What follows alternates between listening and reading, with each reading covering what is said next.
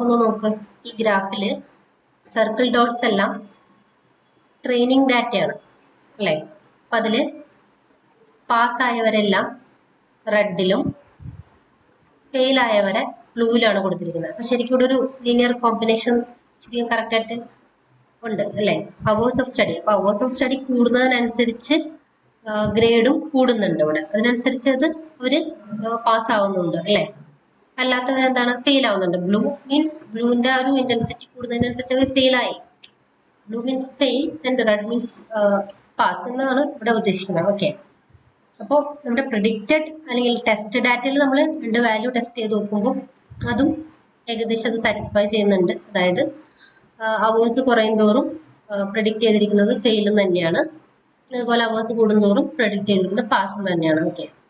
അപ്പം അങ്ങനെ നമുക്ക് പല രീതിയിൽ ഇത് വിഷ്വലൈസ് ചെയ്ത് മനസ്സിലാക്കാൻ സാധിക്കും.